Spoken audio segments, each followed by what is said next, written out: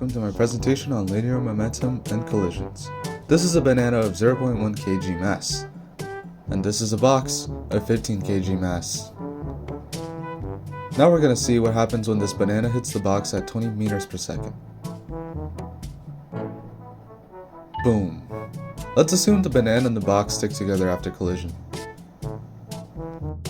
Momentum is represented by P, and mass times velocity equals to momentum. Recall the banana and the box. P initial or initial momentum is equal to P final or final momentum. This is known as the law of conservation of momentum. Following that, M initial times V initial is equal to M final times V final because P equals to MV. Plugging in the values we know, we end up with V final is equal to 0.132 meters per second, and that means the collision heavily slowed the banana down. We're going to look at what happens when a car hits the same box. This car is 1,000 kilograms, or 10,000 times heavier than a banana. We use the same principle of conservation of momentum, and by the way, this only works when there are no external forces acting on the objects. Using our formula and plugging in the values, we end up with V final is equal to 19.704 meters per second, which means that the box barely slowed down the car. This is due to the fact that the box is much lighter in comparison.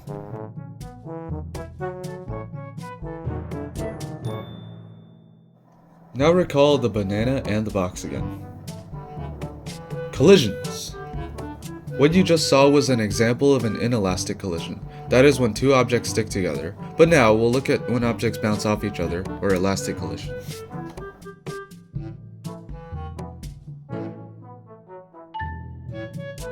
Now unfortunately, to find the final velocities of an elastic collision, we have to use this very confusing formula. But fortunately, all we have to do is to plug our numbers in.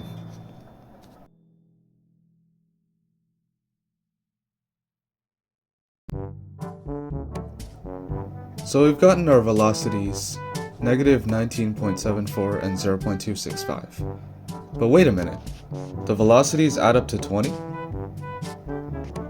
Actually, yes, because this is how the law of conservation of momentum works, and we're assuming that there are no external factors involved. Now let's watch a video of a different type of collision. This is the explosion type, where stuff goes flying.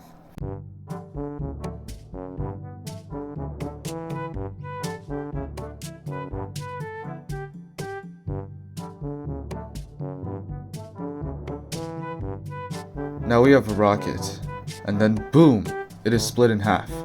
Now the first piece has a mass of 3 kilograms and a velocity of negative 8 meters per second, and the second has a mass of 2 kilograms and we need to find the velocity. By the way, it's a toy rocket if you're wondering, that's why the units are so small.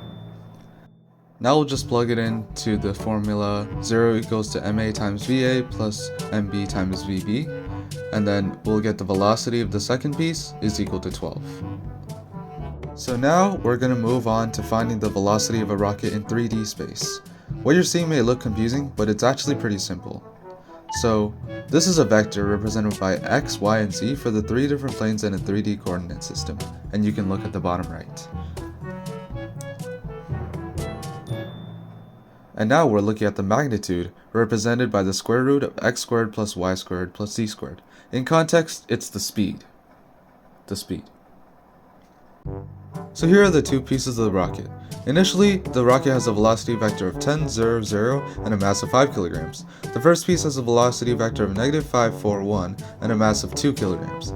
The second piece has a mass of 3 kilograms, and we want to find its velocity vector. And we'll use our friend conservation of momentum again.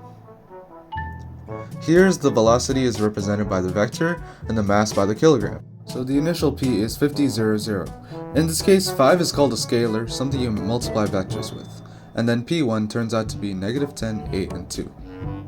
p1 plus p2 equals p, so p2 equals to p minus p1 because the sum of the individual momentums is equal to the original. So we end up with p2 is equal to 60, negative 8, and negative 2.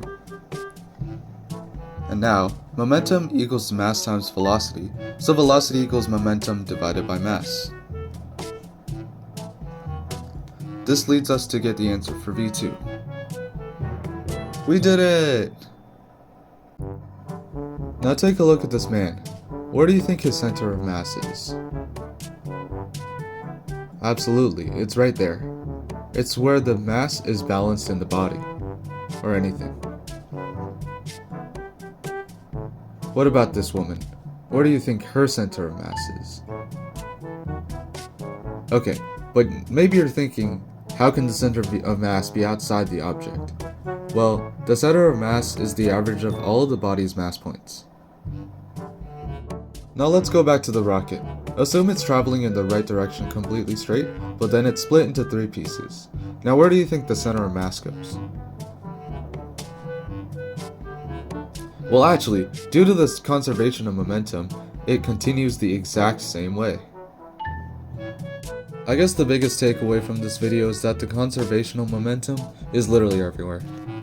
Thank you, and don't forget to subscribe.